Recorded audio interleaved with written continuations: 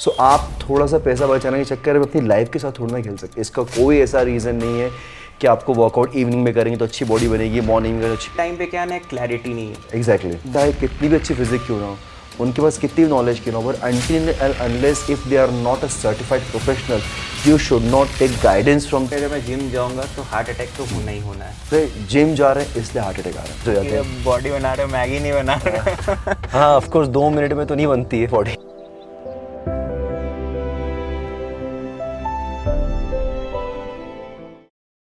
दोस्तों मेरा नाम है निलय सिन्हा।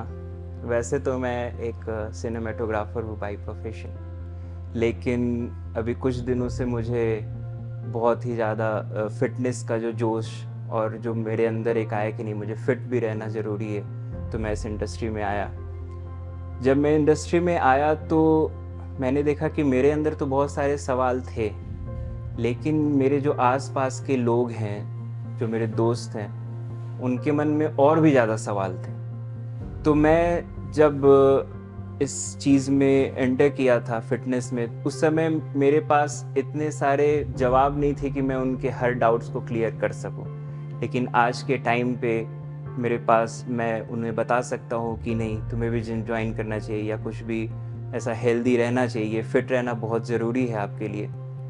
लेकिन अगर इसी चीज़ को एक ऐसा व्यक्ति बताए जो कि सर्टिफाइड है, जिसके पास 17 ईयर्स से भी ज़्यादा एक्सपीरियंस है, जो साउथ अफ्रीका में भी रह चुके हैं और जो गोल्ड जिम में, आप जानती है कितने बड़े जिम है गोल्ड जिम, उसमें ट्रांसफॉर्मेशन ट्रेनर है, उनके पास 20 से भी ज़्यादा सर्टिफिकेशंस हैं, जो कि एक आम इंसान के लिए बहुत मुश्किल होता है पूरा करना, क्योंकि आप अगर एक सर्टिफिकेशन ही करने जाओगे आपको बहुत टाइम लग जाता है और उतना पेशेंस किसी के पास रहता नहीं है। वो इंसान जब आपको आपके डाउट्स क्लियर करता है तो फिर हमें विश्वास होता है कि नहीं ये बंदा सही बोल रहा होगा। इसलिए आज हमारे साथ हैं सिद्धांत बीस्ट सर। वैसे तो उनका बहुत ही ज़्यादा बिजी शेड्यूल रहता है, लेकिन मैंने फिर भी उनसे टाइम लिया और आज वो आपके सारे डाउट्स क्लियर करेंगे। अगर सारे नहीं भी कर पाए तो जो कॉमन डाउट्स है, जो आप हमेशा सोचते रहते हो, मुझे पक्का यकीन है कि आप जब ये वीडियो देखोगे ना तो आपके सारे डाउट्स क्लियर हो जाएंगे। तो बस बने रहिए हमारे साथ अंत तक और मजे लीजिए इस पॉडकास्ट में। हेलो सर, कैसे हेलो, हैं आप? I am good, how are you? आपने इतने बिजी शेड्यूल में अपना टाइम निकाला, ये मेरे लिए बहुत प्लेजर इज ऑल माइन। तो सिद्धांत भाई, हाँ, कैसा फील कर रहे हैं अभी? I am feeling very good and excited about this podcast. मैं भी सेम वैसा ही फील कर रहा हूँ।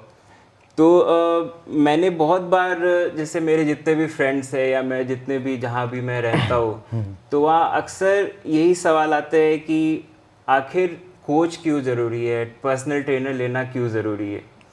तो इसकी जो सबसे सही जो जवाब है वो आप ही दे सकते हैं। Very good question to start with.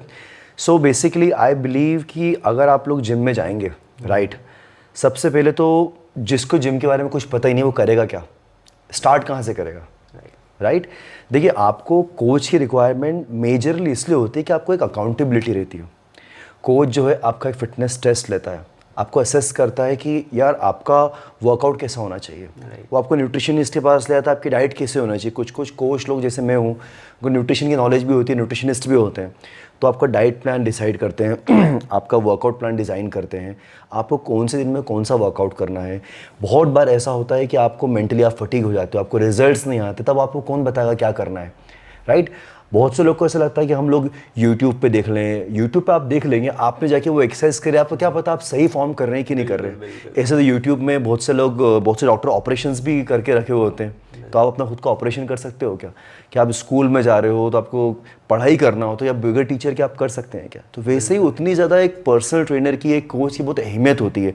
आपको मोटिवेटेड रखता है, एक अकाउंटेबिलिटी रहती है, आपका वर्कआउट वो टाइम टू टाइम आपका वर्कआउट डिज़ाइन करता है कि अपडेट करता है वर्कआउट क्या सही है क्या गलत है, रिजल्ट्स क्यों नहीं आ रहे, रिजल्ट्स कब आना चाहिए। बेसिकली आपको ट्रेनर डिसिप्लिन रखता है हमेशा और मोटिवेटेड रखता है। Many times we don't feel like going gym.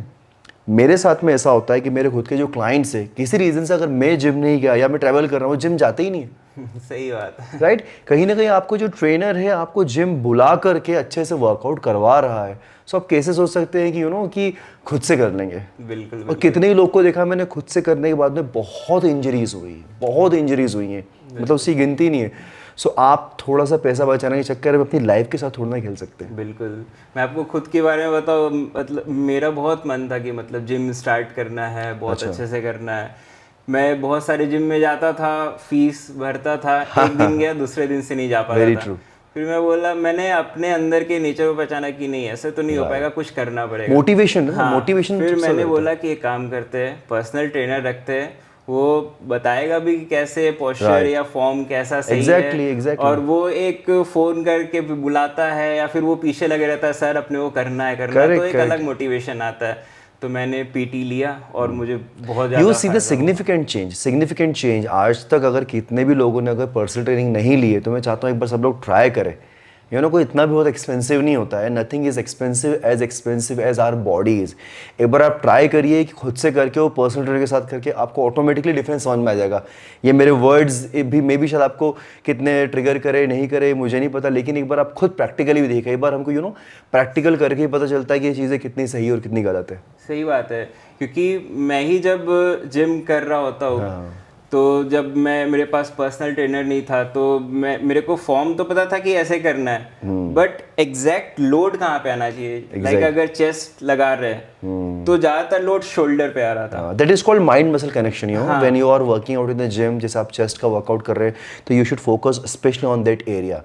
उसमें भी अगर आपने चलो आप फॉर्म समझ गए कि हाँ चेस्ट प्रेस में को ऐसे करना है, तो इसमें भी आपको एक कॉन्सेंट्रिक इसेंट्रिक होता है। पुश करो दैट इज कॉन्सेंट्रिक, जब वो आपका वेट नीचे आ रहा है दैट इज इसेंट्रिक। तो कॉन्सेंट्रिक फास्ट होना चाहिए, इसेंट्रिक कंट्रोल होना चाहिए। ये चीज़ें आपको ट्रेनर बताते हैं। अगर आप फ्लैट डंबल प्रेस कर रहे हैं तो उसमें आपको लोअर चेस्ट वर्क करता है, स्टर्नोकोस्टल फाइबर। वो आपको कैसे पता हो कि हमको इस मसल में फोकस करना है, कितने सेट्स लगाना है, कितने रेप्स लगाना है, किस स्टेज में आपको वर्कआउट छोड़ना है। फिर तो आप वो अंदाजे से करेंगे, आपको कुछ रोड मैप ही नहीं रहेगा, कोई नॉलेज ही नहीं रहेगी। अब जब कई बार इस चक्कर में लोग ओवर ट्रेन करते हैं जिम में, 2-2 ढाई घंटा करते हैं। और कई लोग को तो मैं देख रहा हूँ जिम में सालों से आ रहे वैसे के वैसे ही दिखते हैं। रीज़न बिकॉज उनको नॉलेज ही नहीं, ऑब्वियस सी बात है। बिल्कुल सही बात है, क्योंकि मैं जब जिम कर रहा था तो एक्चुअल में जब प्रेशर नहीं लगता है तो फिर अपन नेक से उसका प्रेशर लेते हैं, स्ट्रेंथ लेते हैं। लेकिन फिर मुझे सर ने बताया कि नहीं, आपको इस तरफ देखना है, आपको नेक डाइवर्ट नहीं करना और बिल्कुल सीधा देखना है। तब मैं देखा कि नेक पे प्रेशर नहीं जाके फिर जहाँ प्रेशर जाना चाहिए वहाँ। एग्जैक्टली छोटी छोटी चीज़ें भी बहुत मैटर करती है। ज़रा से में अगर आपको इंजरी हो गई तो आपका लाइफ लॉन्ग वर्कआउट छूट सकता है। वही चीज़ कई बार हम बेसिक चीज़ों को हम नेगलेक्ट कर देते हैं, अरे क्या ही हो जाएगा यार, बस तभी फिर गेम हो जाता है।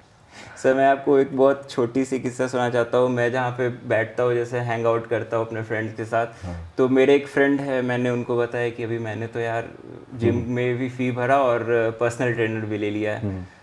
तो उन्होंने बोला कि कितना रुपया चार्ज लगा होगा। तो मैंने बोला कितना इतना लगा है चार्ज, ऐसा लगता है। बोलता अरे यार तुमने पैसा पूरा वेस्ट कर दिया यार, उससे अच्छा वहाँ पे जाओ, दोस्त बनाओ, फिर वो तुमको सपोर्ट कर देंगे।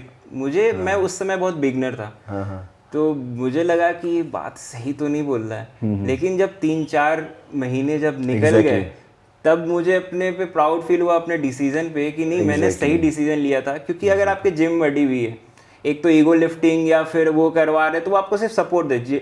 ट्रेनर सपोर्ट के लिए नहीं है। लोग ऐसा समझते हैं कि ट्रेनर सिर्फ सपोर्ट के लिए है। सपोर्ट तो एक अलग मैटर है। एग्जैक्टली मेन वो कैसे आपको मोटिवेट कर रहा है, फॉर्म टेक्निक सही कर रहे हैं आपके ट्रेनर।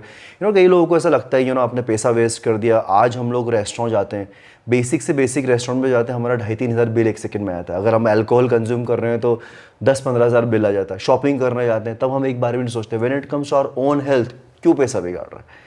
एक बार आप उस हेल्थ को हॉस्पिटल के बिल से कंपेयर करके देख लीजिए, आपको पता चल जाएगा। ब्लड टेस्ट होंगे, डॉक्टर की फीस होगी, फिर कोई बड़ी सर्जरी निकल गई तो आप एक बार में 4-5 लाख से नीचे उतर जाते हैं, जो शायद आपके 8-10 साल की मेंबरशिप या जिम के खर्चे के बराबर होता है। बिल्कुल सही। तकलीफ भी होती है, प्लस अगर आप हॉस्पिटल जा रहे हैं, हॉस्पिटल के बिल्स भर रहे हैं, तकलीफ भी तो हो रही है साथ में आपको। But when it comes to our own fitness, पैसा बर्बाद कर रहा है। बिल्कुल बिल्कुल। हमें कोई ब्रांडेड शूज़ शो ऑफ करना हो कि हम नाइकी जॉर्डन लिया है, या हमें यह शो ऑफ करना हो हमने टी शर्ट लिया है एलवी का, वो महंगी महंगी चीज़ें लोग बाग जो नेसेसरी भी नहीं है उसमें शो ऑफ करने के चक्कर में इंस्टाग्राम पे वो आप खरीद रहे हैं। बट थोड़ा सा अगर आपको आपकी हेल्थ पे लगाना, उसको इम्प्रूव करने के लिए वहाँ पैसा वेस्ट हो जाता, तो आई डोंट नो, ये मुझे कोई बहुत बात कोई रेलेवेंस होल्ड नहीं करती मेरे लिए। अच्छा सर, मैं एक चीज़ और बोलूँगा। मैंने क्या नोटिस किया कि जो जैसे बिगनर है तो वो ले लिए ट्रेनर, तो मुझे ऐसा लगता था कि चलो 1 साल में वो सीख जाते होंगे, फिर 1 साल के बाद वो खुद से करने लगते होंगे। लेकिन मैंने क्या नोटिस किया कि जो लोग एथलीट हैं या जो परफॉर्म भी करने वाले हैं, मेरे जो जिम में मैंने एक को देखा कि वो चैंपियनशिप में जाते हैं, वो परफॉर्म करते हैं, तो मैंने देखा कि वो भी ट्रेनर रखे हुए हैं। राइट।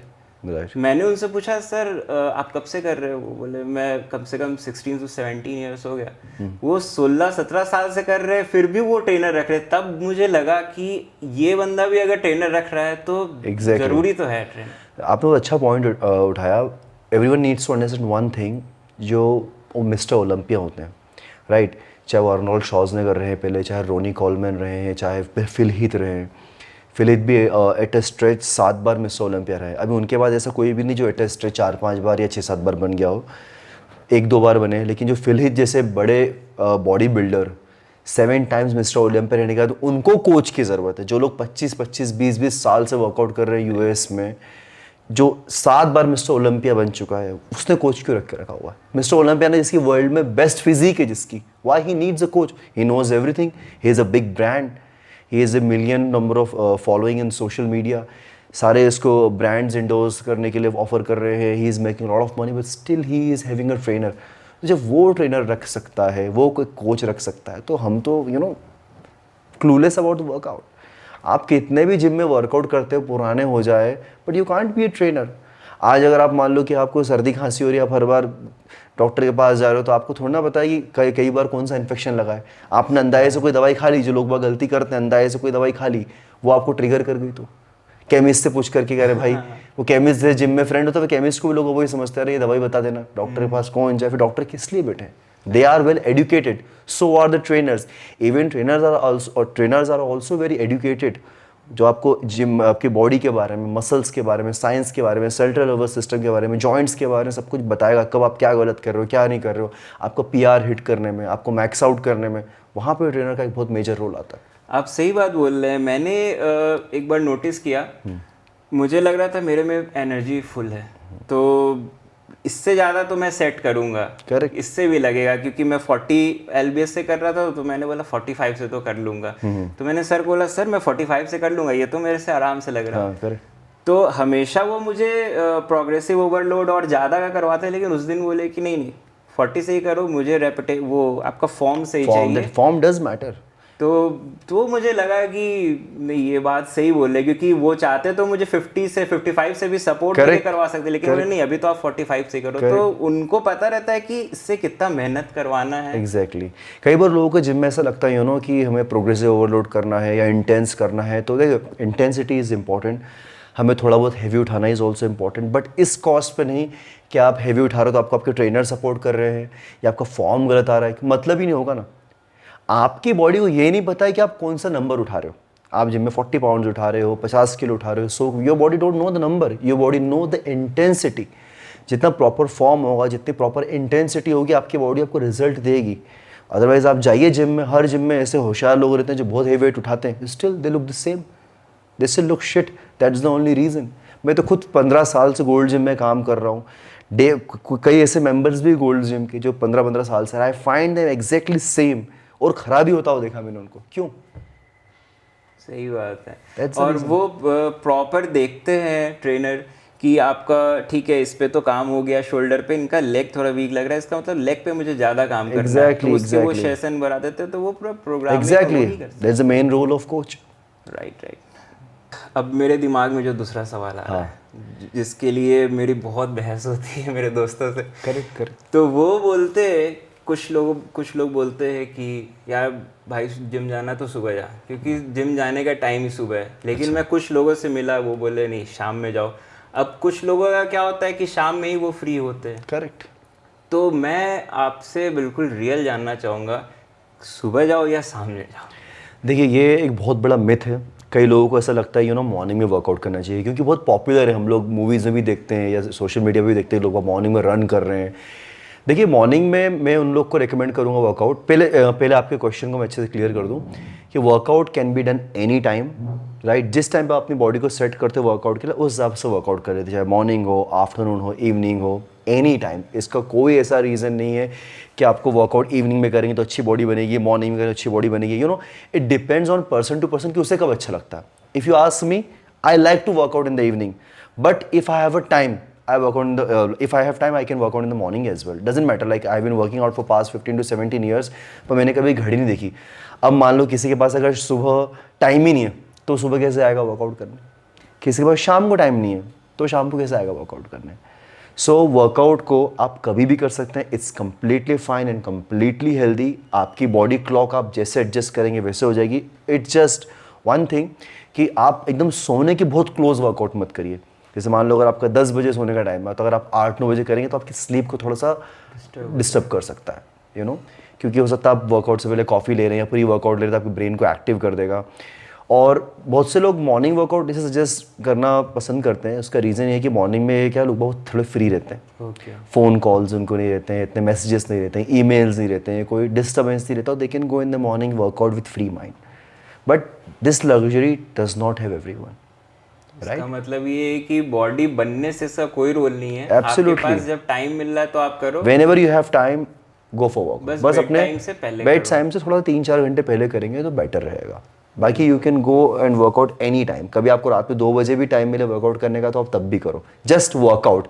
यू नो, अगर अपन इतना सोचने लग जाएंगे ना कि कब करे वर्कआउट, सुबह करे, शाम करे, एक तो वैसे ही लोगों के पास मोटिवेशन होता नहीं है, इस चक्कर में उलझ जाएंगे तो जो थोड़ा बहुत मोटिवेशन उनकी बॉडी को ड्राइव कर रहा होगा, उनके माइंड को, वर्कआउट ही छोड़ देंगे फिर इस चक्कर में। सही बात है, क्योंकि बहुत सारे दोस्तों ये बोलते हैं कि अरे यार मेरे पास टाइम नहीं मिल पाता। नहीं, it's always about making time, not having time. You know, if it's a priority, make it your priority, make it your lifestyle. मैं हमेशा मैंने अपने बहुत सारे पॉडकास्ट में, बहुत क्लाइंट्स को, बहुत सारे इंस्टाग्राम रील्स या यूट्यूब वीडियोस में हमेशा एक चीज़ बोलता हूँ कि वर्कआउट को आप एक शॉर्ट टर्म गोल जैसा मत लो। हर व्यक्ति को, हर इंसान को, एवरी पर्सन नीड्स वर्कआउट। जो ह्यूमन बॉडी वो डिज़ाइन हुई है चलने फिरने, वॉक और एक्सरसाइज करने के लिए, not to sit entire day on a couch and eating. No, you have to workout. Sir, क्योंकि आपने बहुत अच्छी बात बोली, क्योंकि मेरे एक दोस्त है वो बोल रहा था कि यार कितने दिन तक वर्कआउट करेंगे, थोड़ा बॉडी हो जाए फिर रेस्ट करे। तो मैंने बोला कि भाई आप जैसे सुबह उठ के ब्रश करते हो, time to time hair cut करवाते हो, ग्रूमिंग करते हो, तो जैसे वो आपका एक लाइफस्टाइल है, वैसे ही वर्कआउट एक लाइफस्टाइल का पार्ट है। आप कुछ अलग नहीं कर रहे हो, एब्सोल्युटली आपको ये करना ही करना है। Right.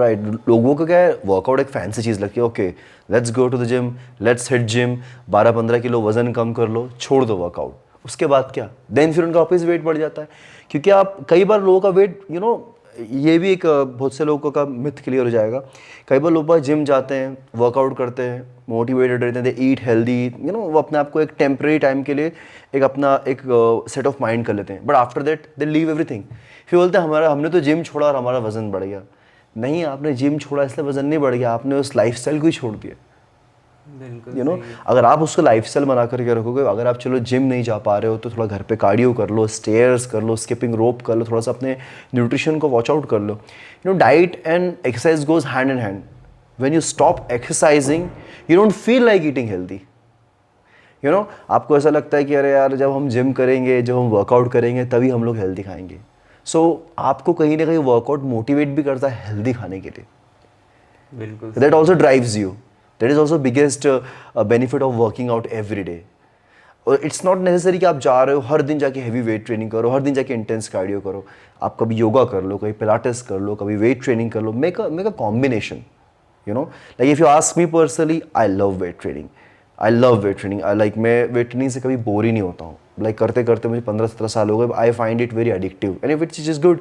Scientifically it's proven for building muscles, for losing fat, to maintain good health. Nothing is as good as weight training. Not that I'm saying कि योगा बेकार है या पिलाटेस खराब है, ये सब भी इक्वली अच्छे हैं। But if we compare of the rate, if we make the comparison, तो रेशियो हमेशा वेट ट्रेनिंग का ज़्यादा रहेगा। सो अगर किसी को, कोई व्यक्ति अगर वेट ट्रेनिंग ज़्यादा एंजॉय नहीं करता, जस्ट डू इट ट्वाइस और thrice a week. Then go for a hiking, go for a jog, go for a yoga, go for pilates. Many things are available in the market just to, you know, engage you or maybe to break your monotony. क्योंकि मैंने एक जगह देखा था कि अगर आप weight training करते हैं तो तो आपके बॉडी को पता रहता है कि नहीं, ये जो मेरा मसल है इससे मुझे एनर्जी नहीं लेना है, क्योंकि ये बंदा काम में ले रहा है। और अगर आप वेट ट्रेनिंग नहीं करते हो या कभी ऐसा फास्ट कर लेते हो या कभी कुछ भी, तो जो एनर्जी होता है वो फिर आपके मसल से लेता है, तो आपका मसल कम होना शुरू हो जाता है, वजह नहीं कि वो आपके एक्चुअली फैट को कम वो होना आपका क्वेश्चन मैं समझ गया आप क्या बोलना चाह रहे हैं। देखिए अगर आप फैट लॉस की बात करें तो वेट ट्रेनिंग से फैट लॉस कैसे होता है, ठीक है। देखिए जब भी आप लोग वेट ट्रेनिंग करते हैं आपका मसल्स का ब्रेकडाउन होता है, ठीक है। ब्रेकडाउन मतलब ये नहीं कि आपको कोई इंजरी हो जाएगी, कोई जो नया व्यक्ति देख रहा होगा तो डर जाएगा, ऐसा नहीं कि आपको कोई इंजरी हो जाएगी। बहुत माइक्रोस्कोपिक लेवल पे मसल का वेयर एंड टेयर होता है, ठीक है। अब जब आपने वेट ट्रेनिंग करी जिम में 1 घंटा 1.5 घंटा आधा घंटा जितनी देर भी, उसके बाद जब आप जिम से बाहर निकलते हो देन आपकी बॉडी रिकवरी मोड पे आती है, then your body burn more calories. But अगर आप यही कार्डियो कर रहे हो, एक्सेस कार्डियो, तो वो आपका मेन हार्ट पे वर्क कर रहा है। प्लस फैट लॉस, मैं अपने क्लाइंट्स को बहुत कार्डियो करवाता हूँ, ऐसी बात नहीं है, बट फैट लॉस में आपको वेट ट्रेनिंग ज़्यादा हेल्प कर रहा है। क्यों? क्योंकि जब आपने वेट ट्रेनिंग करी, जिम से बाहर निकले आप, तो आपकी बॉडी रिकवर कर रही है उसको। लेकिन कार्डियो करते टाइम आपकी बॉडी तभी कैलोरीज बर्न कर रही है, उसके बाद कोई रिकवरी नहीं कर रही है एज सच। तो इसलिए आपको कार्डियो इतना ज़्यादा फैट लॉस में हेल्प नहीं करता जितना आपको वेट ट्रेनिंग करता। So I always recommend to my clients कि you should always strike a combination, strike a balance between weight training and cardio. Cardio और वेट ट्रेनिंग दोनों करिए तो आपका फैट लॉस, आपकी बॉडी कैलोरीज अच्छे से यूज़ करेगी। बट वेट ट्रेनिंग में यही गेम है कि वेट ट्रेनिंग करने के बाद the entire day your body is recovering those muscle fibre, तो आपका मेटाबॉलिज्म इसलिए फास्ट होता है। बट कार्डियो में वो चीज़ नहीं, कार्डियो में सिर्फ जब आप कार्डियो कर रहे हैं उसी ड्यूरेशन में, उसी दरमियान में आपकी बॉडी कैलोरीज बर्न कर रही है। आपने ये बहुत सही कन्फ्यूज़न दूर किया है, क्योंकि बहुत सारे लोग के दिमाग में यही रहता है कि मैं अगर वहाँ पे जाके रन करूँगा तो ही मैं वेट कम Too कर much of पाऊंगा। running, too much of cardio leads to muscle loss and your muscles are just like your asset. आज अगर मैंने जितना ही मसल मास गेन किया है, ये मुझे almost, I don't look like a very heavy body builder of course, but मैंने जो थोड़ा बहुत ही मसल मास या जितना ही मसल मास गेन किया, it's a hard work of 15-17 years. So muscles को बनाने में बहुत टाइम लगता है। आप 3 महीने में 10-15 kg वजन कम कर सकते हो, पर 3 महीने में आप मसल मास बिल्ड नहीं कर सकते हो। और जितना आपकी बॉडी में मसल मास बिल्ड होगा, it's good for your hormones, for your hairs, for your nail, for your skin, for everything, for your immunity also. But आपका मसल मास ड्रॉप होगा, सबसे पहले तो आप बहुत वीक लगोगे, राइट। मसल मास अगर आप लूज करोगे तो वीक लगोगे, डार्क सर्कल्स आ जाना, हेयर फॉल हो जाना, हार्मोनल इम्बैलेंस हो जाना। ये बात मैं मेल्स और फीमेल्स दोनों के लिए कर रहा हूँ। सो मेक श्योर जब भी आप लोग वेट लॉस कर रहे हो, you are losing fat, not the muscle mass. तो इसलिए हमेशा फैट परसेंटेज आप ट्रैक करो कि आपका फैट परसेंटेज कितना कम हुआ, इंचेस में देखो। वेइंग स्केल में अगर आप खड़े हो रहे हो तो आपकी बॉडी में सिर्फ फैट का वेट नहीं है, फैट है, मसल्स है, वाटर है, जॉइंट्स है, ऑर्गन्स है, everything. So that's the game.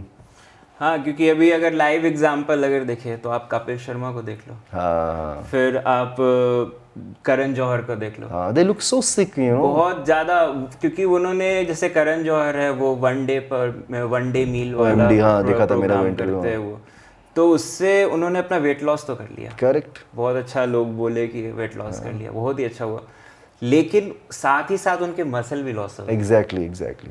फिर आप कपिल शर्मा को देखो, बहुत अब पतला हो गया, लेकिन साथ ही साथ उन्होंने मसल भी लॉस कर लिया। आपको समझना पड़ेगा कि आपको थिन होना है कि हेल्दी होना है। After losing weight you should look sick और फिट, यू नो। और भी बॉडी लाइक बॉलीवुड सेलिब्रिटीज़ देख लो, चाहे किसी को भी देख लो, जिन्होंने प्रॉपर सही तरीके से करा है अपना फैट लॉस। जैसे ऋतिक रोशन ने भी अपना वेट गेन किया था, उसने वेट पुट ऑन कर लिया था, उसको इंजरी हुई थी, तो उसने ही फैट लॉस करा। पर उसने कपिल शर्मा की तरह या करण जौहर की तरह तो वेट लॉस नहीं करना, क्योंकि करण जौहर और कपिल शर्मा ने, मुझे ऐसा लगता है कि उन लोगों ने वेट लॉस करा है, फैट लॉस नहीं करा है। If they have lost fat तो उनकी बॉडी में एक अलग ही, एक स्किन में एक अलग ही चार्म दिखता, प्लस उनका स्ट्रक्चर प्रॉपर दिखता। दे लुक सो सिक, एकदम वीक लगते, एकदम पेशेंट टाइप के लगते हैं दोनों के दोनों। और मैं आप लोग को एक चीज़ बोल दूँ, OMD अगर करण जौहर ने करा है तो डजेंट नीड कि वो आपकी बॉडी को भी सूट करे। उनको उनकी डाइटिशियन ने जिसने बताया वो उस तरीके से वो कर रहे। मैं एक अपने क्लाइंट्स को रिकमेंड नहीं करता, ना इधर मैं अभी तक, तो मैं ये कहूँ कि अभी तक तो मैं भी नहीं कर सकता उस चीज़ को। Because for me, eating 4 to 5 days, eating 4 to 5 times a day is important to fuel up my nutrition. मेरा एक बार में नहीं हो पाएगा since I have a hectic job.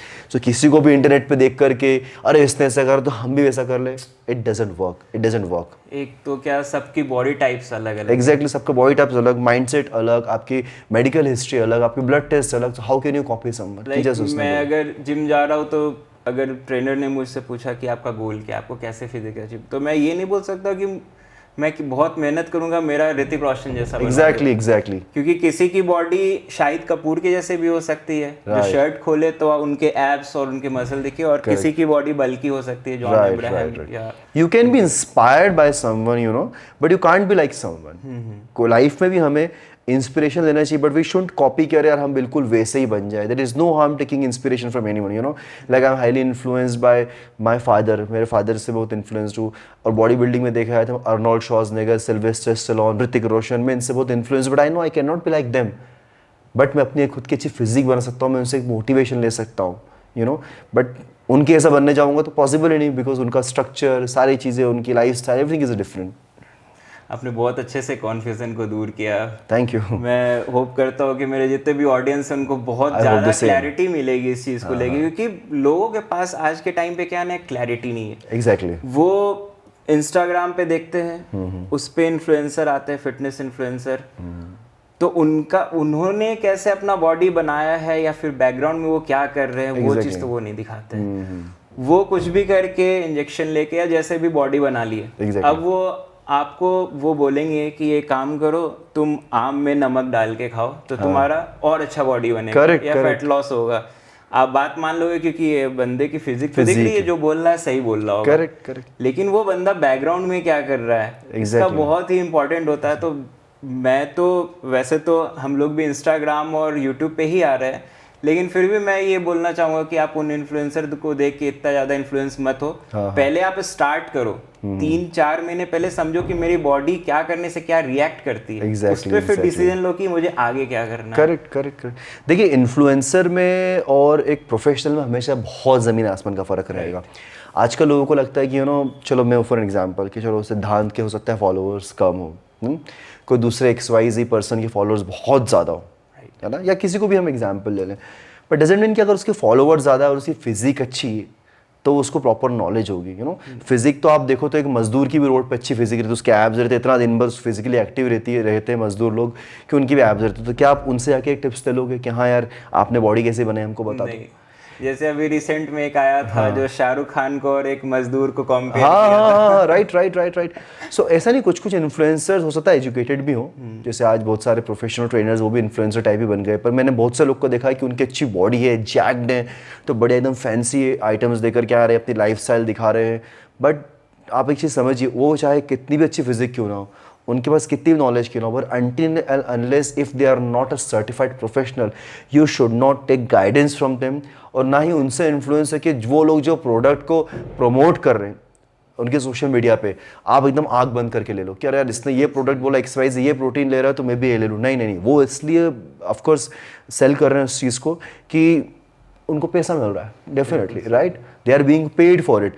But हाँ, अगर आपको आपके खुद के न्यूट्रिशनिस्ट भी सेम चीज़ बोलते हैं कि हाँ वो सही बता रहे हैं या सही चीज़ है, तो आप ले सकते हो, बट डजंट मीन कि यू नो आपने सिर्फ उसने बोल दिया है तो वो सच होगा। बट एज लॉन्ग एज अगर वो बहुत ज़्यादा सर्टिफाइड व्यक्ति हो, बहुत एजुकेटेड हो और बहुत ही एकदम ट्रस्टेबल चीज़ों को प्रमोट करता हो, तो शायद आप उसकी बात सुन सकते हो, बट डोंट ट्रस्ट ब्लाइंडली। मैंने कई लोग को देखा है कि इन्फ्लुएंसर्स लोग ACV की टेबलेट्स प्रमोट करते हैं, एप्पल साइडर विनेगर की, इससे वेट लॉस होगा। सिर्फ एप्पल साइडर विनेगर की टेबलेट यूजलेस है, किसी भी काम की नहीं आपके वेट लॉस के हिसाब से, इररेलेवेंट है, बट उसको इस तरह से मार्केट किया गया है कि लोग खरीद लेते हैं। सर मुझे एक बहुत अच्छी बात याद आ गई इस पे कि एक लोग बोलते हैं कि ग्रीन टी पीने से पेट नहीं कम होता है, ग्रीन टी पीने के लिए पहाड़ पे चल के ग्रीन टी खुद से लाने में पेट कम होता है। Exactly. Green tea is a antioxidant, आपको वो एक थोड़ा सपोर्ट कर सकती है, बट आपको सोलली कोई भी एक चीज़ आपका वेट लॉस नहीं कर सकती, ना वर्कआउट ओनली, ना कार्डियो ओनली, ना diet only. They all can, you know, सबका एक ऑल थिंग वर्क सिनर्जिस्टिकली टुगेदर, सब कुछ साथ में वर्क करता है। पूरी एक डिसिप्लिन होनी चाहिए। एग्जैक्टली, एक routine is very important, you know, if you have a routine, you know, like you get up in the morning, you go to the gym, no matter what you show up, आप अपना healthy खा रहे हो, वो एक routine में लाओ हर चीज़ को। Routine is very important, pen it down. अगर आपको रूटीन नहीं है तो you will never get results. बिल्कुल सही बात बोल रहे हैं आप। तो सिद्धांत भाई, अब हम चलते हैं अपने नेक्स्ट सेगमेंट पे। मेरे जितने भी फ्रेंड्स हैं, जितने भी मेरे से जुड़े हुए लोग हैं, उन लोगों के दिमाग में ना बहुत हार्ट अटैक को लेके बहुत ज़्यादा वो है, एक डर बैठा हुआ है। और जितने भी न्यूज़ चैनल्स है आज तक, और ये तो वो बीच में बहुत सारे, जैसे सिद्धार्थ हो गया या फिर राजू श्रीवास्तव, बहुत सारे लोग हैं जी, पुनीत, आई थिंक क्या नाम है उनके साउथ के जो एक्टर है, पुनीत नाम ही उनका आई थिंक। बिल्कुल हाँ। तो बहुत लोगों का न्यूज़ उन्होंने देखा कि नहीं नहीं हार्ट अटैक होता है, तो बहुत लोग उस चलते भी जिम नहीं जाते, उनके अंदर डर बैठा कि अगर मैं जिम जाऊंगा तो हार्ट अटैक तो होना ही होना है। ठीक है, तो इसके पीछे तो बहुत रीज़न है, लेकिन मुझे पता है कि ये आप अच्छे से एक्सप्लेन कर सकते हैं। देखो सबसे पहले तो मैं उन लोगों से, मेरा पहला सवाल ये रहेगा कि अभी थोड़े टाइम पहले ही एक लेडी थी, वो स्टेज पे डांस कर रही थी शादी में, शी गॉट हार्ट अटैक। तो क्या वो आप लोग डांस करना बंद कर देंगे? राइट। एक 19 से 20 साल का लड़की थी, वो ट्रेन में जा रही थी, खड़ी हुई थी ट्रेन में, लोकल ट्रेन में, she got heart attack. There was a one man, he was sleeping, he got heart attack. तो क्या आप सोना छोड़ देंगे? सो किसी भी चीज़ को ऐसे आसानी से टैग नहीं कर देना चाहिए कि अरे जिम जा रहे हैं इसलिए हार्ट अटैक आ रहा है। देयर आर मैनी रीज़न, बहुत से ऐसे लोग हैं, बल्कि अगर आप लोग एक डाटा उठाकर देखोगे तो ज़्यादातर हार्ट अटैक तो उन लोग को आया जो कभी जिम गए ही नहीं है, जिन्होंने अपनी लाइफस्टाइल ख़राब करी। राइट। देखिए जिम का इससे कनेक्शन बिल्कुल भी नहीं है। उसमें मैं आपको ये चीज़ ऐड कर देना चाहता हूँ कि अगर कोई भी व्यक्ति, if they are joining a gym, first of all वो अपना ब्लड वर्क करवाएं। राइट, ब्लड टेस्ट करवाएं, उसके बाद में जिम जाके अपना फिटनेस टेस्ट करवाएं। जैसे मैं अपने सारे क्लाइंट्स का हमेशा फिटनेस टेस्ट लेता हूँ। राइट, उससे मुझे बहुत सारी चीज़ों की क्लैरिटी मिल जाती है। प्लस हार्ट अटैक आने के बहुत सारे रीज़न रहते हैं। One of the major reason is stress, one of the another reason is inflammation mean internal swelling. अगर आप लोग बहुत कम सो रहे हैं, कम नींद ले रहे हैं, अपना आप ओवर स्ट्रेस्ड अप कर रहे हैं, that is also one of the biggest reason of heart attack. हो सकता है किसी को जिम में आ गया है, हो सकता है किसी को ड्राइव करते हुए आ जाए, हो सकता है किसी को वॉक करते हुए आ जाए। तो उस चीज़ के कोई मायने नहीं है कि जिम में वर्कआउट कर रहे थे, जिम के कारण हार्ट अटैक आ गया, दैट इज़ इररिलेवेंट। बस अब आप जिम जा रहे हैं तो ये देखिए कि आपकी बॉडी जिम जाने के लिए रेडी है कि नहीं, आप किस स्टेज में लाइफ में, उसको आप थोड़ा सा रूल आउट करिए। यू नो, जैसे मेरे क्लाइंट है, if they come to me, अगर वो कम सो रहे होते हैं तो या तो मैं उनको बहुत माइल्ड स्ट्रेचेस करवा देता हूँ, या उनको मैं शॉर्ट वर्कआउट करवा देता हूँ। उनकी अच्छी नींद हो रही है, मैं उनसे पूछता हूँ कि आपकी स्लीप कैसी रही है, उनकी स्लीप के हिसाब से उनको वर्कआउट करवाता हूँ। That is also one of the biggest factor. So heart attack का आई होप इस चीज़ से लोगों को चीज़ें क्लैरिटी मिल गई हो कि जिम का हार्ट अटैक से कोई एसोसिएशन नहीं है। जस्ट क्या आप ब्लड टेस्ट रूल आउट करिए, अपनी बॉडी को समझिए, यू नो, कि आपकी बॉडी किस दिन कितनी नींद ली है, उसमें इन्फ्लेमेशन तो नहीं है, उसके लिए कुछ ब्लड टेस्ट भी होते हैं। So you can always keep your self from this incident. Okay, इसलिए अगर बॉलीवुड इंडस्ट्री में देखें तो उनके पास बहुत हैक्टिक शेड्यूल रहता है। एग्जैक्टली 22 आवर्स काम कर रहे हैं, खाना नहीं मिल पा रहा है, लोकेशन कैसा है, और फिर नींद नहीं हो पाती है उनकी कई हाँ बार। बिल्कुल। और अभी एक होर ऐसा चला हुआ है कि आपको you have to be fit, नहीं तो आपको फिर बहुत सारे स्पॉन्सर्स नहीं मिलेंगे या जो भी, तो वो फिर उस फिटनेस के लिए वो फिर जबरदस्ती जाते, हो सकता है उनकी स्लीप साइकिल नहीं। एग्जैक्टली आप सब लोग एक चीज़ समझिए कि जिम जाके आप लोग की कभी भी बॉडी नहीं बनती है। जिम आप जब भी आते हैं अपने बॉडी को, आप एक मसल्स को एक स्ट्रेस में डाल रहे हैं, उसके बाद आपकी बॉडी को रिकवरी चाहिए। अगर आप रिकवरी नहीं देंगे, स्ट्रेस लेंगे, तो उसके बहुत सारे साइड इफेक्ट्स होते हैं, नॉट ओनली हार्ट अटैक। आपके मूड स्विंग्स होना, आपको इरिटेबिलिटी होना, आपको एग्रेसिव हो जाना, आपकी प्रॉपर रिकवरी नहीं होगी तो आपकी प्रॉपर मसल बिल्ड नहीं होना, आपका प्रॉपर फैट लॉस नहीं होना, ये सारी चीज़ें हैं। तो आपकी जितनी आपकी स्लीप इज़ वेरी इंपॉर्टेंट। कई ऐसे लोग एकदम फिट, एकदम दिखने के बाद में भी उनको हार्ट अटैक आया था। दैट्स अ मेजर रीज़न कि उनकी स्लीप भी नहीं होती है। सो हो सकता है उनको, कई लोग को जिम में हार्ट अटैक आ ही इसलिए रहा हो कि हो सकता है कि वो एक कोइंसिडेंस हो, अभी तो बहुत टाइम से सुनने में नहीं आया है कि जिम में किसी को आया है, बट हाँ रिसेंट कुछ टाइम पहले अगर हम जाए तो बैक टू बैक केसेस से आए थे। वो कोइंसिडेंस हो गया कि जिम में आ गए, तो जिम को लोगों ने अब ऐसे बदनाम कर दिया कि जिम जाने से आता है। जिम नहीं जाने से तो वो गारंटी नहीं कि आएगा कि नहीं आएगा, बट जिम नहीं जाओगे तो जरूर आ जाएगा एक दिन। और एक हंसी वाली बात बताऊंगा, अगर ट्रेनर नहीं लोगे तो भी आ जाएगा। एग्जैक्टली क्योंकि अगर आप आए, आपने जैसे अभी बताया कि नहीं मैं क्लाइंट से पूछता हूँ कि आपकी स्लीप कैसी थी। अब जैसे मेरे पास ट्रेनर है ही नहीं, मैं गया, बोला आज तो बॉडी को तोड़ देना, जाते से कार्डियो करो और बिल्कुल 10-12 के स्पीड पे लगा दो, और जाते से ही भागने स्टार्ट किया। अब मेरी बॉडी थी रेस्ट पीरियड से, अचानक से मैंने उस पर स्ट्रेस दिया। एग्जैक्टली वो संभाल नहीं पाए, मुझे लगा बहुत ज्यादा प्यास लग रहा है, पानी पियो। पानी पिया, अचानक से ठंडा हुआ, हीट एकदम अचानक से गिरा, तो शायद उससे भी एग्जैक्टली मैंने भी कई बार लोगों को जिम में देखा, जिम में जाते एकदम वेट्स पे अटैक कर देते हैं चाहे वो कार्डियो करना हो, चाहे वो वेट ट्रेनिंग करना हो, सबसे पहले आप जिम में जाइए। पहली चीज़ तो आप अपने देखिए आपका स्टेट ऑफ माइंड क्या है। If you are too stressed up, उस दिन वर्कआउट मत करिए, जाके नॉर्मल वॉक कर लीजिए, अपना ग्राउंड पे वॉक करिए, जिम में ही मत जाइए, राइट। जिम में जाएंगे, जिम में जाके कई बार ऐसा माहौल होता है you feel like working out, दोस्त मिल जाएंगे, फ्रेंड्स मिल जाएंगे, जो भी XYZ। उसके बाद में जब अगर आप जिम जा रहे हैं, if you had a good sleep, you are less stressed, proper warm up करिए। आपकी बॉडी को, उसका हार्ट रेट को प्रॉपर हाई होने दीजिए, जॉइंट्स को मोबिलाइज होने दीजिए प्रॉपरली, आपके मोबिलिटी ड्रिल्स करिए, आपके जॉइंट्स में साइनोवियल फ्लूइड रिलीज होने दीजिए प्रॉपर। देन उसके बाद गो फॉर अ वर्कआउट। वर्कआउट में भी अगर आप जैसे वेट ट्रेनिंग कर रहे हैं, तो वेट ट्रेनिंग में स्टार्ट विथ लाइटर वेट्स, 3 से 4 वार्म अप सेट उसमें भी करिए, प्रिपरेशन सेट बोलते हैं जिसको, प्रिपरेशन सेट्स करिए। कार्डियो कर रहे हैं, कार्डियो के पहले खुद का वार्म अप करिए, नेक टू टो प्रॉपर एकदम करिए। देन उसके बाद अगर आप ट्रेडमिल पे जा रहे हैं, walk, mild walk for couple of minutes, 4 to 5 minutes आपने माइल्ड वॉक करा। देन उसके बाद में थोड़ी सी ब्रिस्क वॉक, देन रन। ऐसा नहीं जाते you are jumping on treadmill and running, that could create a problem. अगर आपने डायरेक्ट कहीं भी जंप करा तो आप बताइए, अगर आपको मैं एकदम गरम गरम चाय दे दूँगा पीने को तो क्या होगा? बिल्कुल सही बात। मुँह जल जाएगा। सेम सेम अपनी बॉडी, अगर आप एकदम बॉडी को इतना ज़्यादा लोड अप कर दोगे तो your body will also react that veg.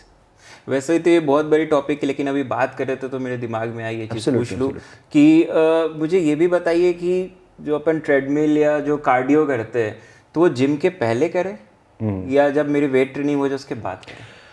देखिए, अगर आप वर्कआउट के पहले कर रहे हैं तो एज ए वार्म अप, जैसे अगर आपने पहले नेक टू टो अपना वार्म अप कर लिया, थोड़ा सा 5-7 मिनट्स कर लें, इट्स फाइन, बट नॉट 20 में। देखा लोगों को आधा पौन घंटा वर्कआउट कार्डियो करते हैं, उसके बाद वर्कआउट करते हैं। उसके 2 रीज़न है। अगर आपने पहले ही कार्डियो कर लिया तो आप बहुत ड्रेन हो जाएंगे, आप अपने वेट ट्रेनिंग में उतना आउटपुट ही नहीं दे पाएंगे, आप उतना एनर्जी से कर ही नहीं पाएंगे क्योंकि आपने आपकी एनर्जी पूरी वेस्ट कर दी है। और वर्कआउट के बाद भी बहुत लंबा कार्डियो नहीं करना चाहिए, क्योंकि ऑफकोर्स आपकी एनर्जी आपने वर्कआउट में लगाई, आप अच्छे से परफॉर्म नहीं कर पाओगे कार्डियो को, उसमें प्रॉपर गैप होना चाहिए। वर्कआउट का 15-20 minutes cardio is fine, it's Fairlie fine, क्योंकि आपको वर्कआउट के बाद कूल डाउन करना होता है। जब भी आप वर्कआउट करते हैं आपकी बॉडी लैक्टिक एसिड बिल्डअप करती है, which is a by product of our body. Central nervous system fatigued होता है, उसको काम डाउन करना होता है, मसल को कूल डाउन करना होता है। तो थोड़ा बहुत आप cardio you can do, light mild cardio, not the heavy cardio. कोशिश करें कि अगर आपको ज़्यादा कार्डियो करना तो गैप रहे एटलीस्ट 5 से 6 घंटे का, तो that would be great. Right. तो जो हम लोग वेट ट्रेनिंग करते हैं तो उसमें हर दिन एक मसल को जैसे ट्रेन करते हैं। अब जैसे बहुत सारे लोग हैं कि उनको लगता है कि नहीं बस मैं बाइसेप्स ही मारूं, नहीं मेरे लेग छोड़ो, अभी तो मेरे को बाइसेप्स मारे दो क्योंकि वही ज़्यादा दिख रहा है। तो क्या ये सही है या फिर एक प्रॉपर उसको एक्सरसाइज बहुत गलत है। कोई भी मसल ग्रुप को अगर आप कर रहे हैं तो वीक में एक बार इज़ एब्सोल्युटली फाइन, क्योंकि अगर आपने उसे 2 से 3 या 3 से 4 बार करा तो आपने आज मसल्स का ब्रेक डाउन करा, नेक्स्ट डे फिर कर दिया आपने, तो मसल वो रिकवरी कहाँ मिली? Instead of building muscles you are losing muscles, you are losing the quality of muscles. आप एक बार करिए। अगर आपने जैसे अगर आप फुल बॉडी वर्कआउट करते हैं, फुल बॉडी वर्कआउट में आप 2 बार कर सकते हैं, लेकिन उस फुल बॉडी में भी उस एरिया में बहुत ज़्यादा ट्रेनिंग नहीं होना चाहिए। जैसे मान लो कि आज मैंने मंडे के दिन फुल बॉडी वर्कआउट करा, मैंने बाइसेप्स करा, I want to do again full body, तो 4 to 5 डेज के गैप के बाद में आप करिए तो इट्स फाइन। बट अगर आप वीक में एक बार अगर अच्छे से ट्रेन कर रहे हैं किसी मसल ग्रुप को, इट्स कंप्लीटली फाइन। वो उसके बाद में एक वीक की उसको अच्छी रिकवरी दो, आपका मसल तब भी बिल्ड होगा, उसे टाइम लगेगा।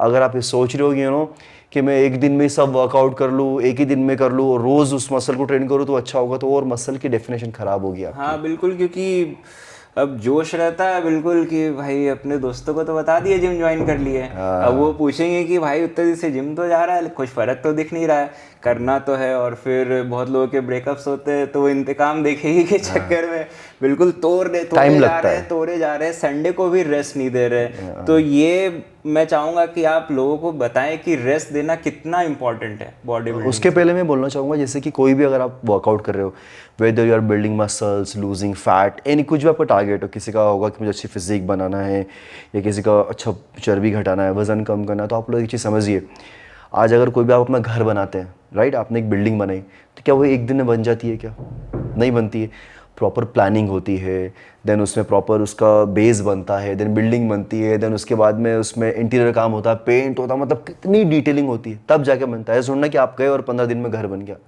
या कोई बिल्डिंग बन गई, इट टेक्स टाइम। आज जो आप इतने बड़े एम्पायर्स देखते हो, इतने बड़े बिजनेस देखते हो, राइट, आपके घर में ही किसी के एग्जाम्पल होंगे, आपके फादर बिजनेसमैन है या आपके घर में कोई मदर है, जो भी है, तो क्या उन्होंने उस एम्पायर को एक दिन में बिल्ड कर लिया या एक महीने में? सालों की मेहनत है, तब जाके आप उसका फ्रूट मिल रहा है। अपनी बॉडी भी सेम है, बॉडी को भी उतना ही टाइम देना पड़ेगा, मे बी बॉडी को सालों नहीं देना पड़ेंगे, 15-20 साल, बट आपको अगर अच्छी फिजिक बनाना है, अच्छी बॉडी बनाना है, मसल बिल्ड करना है, पहली चीज़ है हर व्यक्ति पे डिपेंड करता है पर्सन टू पर्सन, बट आप एक साल का माइंडसेट रख के जाइए। ऐसा नहीं कि 365 दिन बाद ही आपकी बॉडी दिखेगी, आपको रिजल्ट दिखना 3-4 महीने में चालू हो जाते हैं, ऐसा नहीं है। बट एक अच्छी मसल्स को बिल्ड करने के लिए, अच्छी फिजिक को बिल्ड करने के लिए you need to give minimum 1 year. और अगेन इट डिपेंड्स ऑन कि आप किस स्टेज में हो लाइफ में। पता सिद्धांत ने बोला 1 साल में बॉडी बन जाती है, मैं तो 1 साल से जा रहा हूँ, हो नहीं रहा, वो डेडिकेटेडली आपको लगना पड़ता है।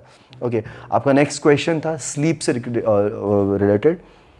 सो देखिए, जैसे मैंने आप लोग को बताया, जब भी आप लोग जिम में वर्कआउट करते हैं, आपका मसल्स का ब्रेकडाउन हुआ, चाहे कार्डियो और आपने अपने आप को फटीग किया है, आपकी मेन रिकवरी होती है वो स्लीप के टाइम पे होती है, जो आपकी बॉडी ग्रोथ हार्मोन को रिलीज करता है। बहुत से लोग अपनी स्लीप को बहुत टॉस पे रख के रहते हैं, एकदम नेग्लेक्ट करते हैं, अरे कुछ नहीं होगा, फिर हो जाता है कुछ ना कुछ प्रॉब्लम हो जाती है। मैनी फैक्टर, आपको हार्ट डिजीज हो सकता है, आपको डायबिटिक हो सकता है, आपको इन्फ्लेमेशन कारण बॉडी में अगर आपके इन्फ्लेमेशन हुआ तो इन्फ्लेमेशन के थ्रू आपको एन नंबर ऑफ डिजीज हो सकती है। आई कैन मेरे को शायद टाइम कम पड़ जाएगा, इतनी डिजीज हो सकती है if you avoid your sleep. I say sleep is your natural fat burner, sleep is your natural healer. Sleep उतनी इंपॉर्टेंट है जितना इंपॉर्टेंट है हमारे लिए सांस लेना, राइट? अगर आप अपने आपको इतना एग्जॉस्ट कर रहे हैं, नॉट इवन वर्कआउट, चलो वर्कआउट तो आप कर ही रहे हो जिम में, बट दिन भर आप काम भी तो कर रहे हो, अपना वर्क कर रहे हो, घूम रहे हो, फिर रहे हो, फ्रेंड से मिल रहे हो, सब कुछ कर रहे हो, तो बॉडी को रेस्ट देना भी इक्वल इंपॉर्टेंट है। एंड वन मोर थिंग कि you should always sleep and get up at the same time, which is called circadian rhythm, यानी कि आपकी बॉडी का एक क्लॉक सेट होना चाहिए। ऐसा नहीं कि 12 बजे सो रहे हैं, कभी 1 बजे सो रहे हैं, टाइम लगेगा उस चीज़ में। आपको आपकी स्लीप का पैटर्न को सेट करने में अगर आपके ख़राब पैटर्न है तो आप एक टाइम बना लीजिए कि नहीं यार, मुझे 12 बजे सोना ही है, मुझे 10 बजे सोना ही है, मुझे 9 बजे सोना ही, जितना भी एक्सरसाइज 9 बजे, पता नहीं कितने लोग के लिए प्रैक्टिकल होता होगा, लेकिन एक प्रॉपर अगर आप टाइम डिसाइड करते हैं तो आपकी बॉडी का सर्केडियन रिदम प्रॉपर सेट होता है, आपकी ऑटोमेटिक बॉडी की नेचुरल क्लॉक सेट हो जाती है आपकी। इसीलिए कई बार लोग बाग अगर गलत टाइम पे सोते हैं तो ऐसा भी होता है कि उन लोग को सोने के बाद में थकावट लगती है, they don't feel good, they feel tired, because उन लोगों के स्लीपिंग पैटर्न ही प्रॉपर नहीं है। आप बिल्कुल सही बोल रहे हैं सर, क्योंकि मैंने भी ये चीज़ नोटिस किया है। अगर हम इंडस्ट्री को ही ले ले, बॉलीवुड इंडस्ट्री को, जिससे हम सब लोग रेफरेंस लेते हैं, तो जिन लोगों ने अपने स्लिप को प्रायोरिटी पे रखा, राइट, और अपने पार्टी को अवॉइड किया, नहीं मुझे अपने इस पे डिसिप्लिन पे ही चलना है, एब्सोल्युटली, वो लोग आज तक टिके हुए हैं। सी अक्षय कुमार, अनिल कपूर, राइट। और जिन्होंने उसको अवॉइड किया कि नहीं मैं तो अब बादशाह हो चुका हूँ, मेरे को तो लोग फिल्म में बुलाएंगे ही, और उन्होंने एक्सरसाइज को भी एक्सरसाइज रख, मेरे तो पर्सनालिटी से देखते हैं, वो मैं आज देख रहा हूँ कि वो बिल्कुल ही गायब हो चुके हैं। एग्जैक्टली।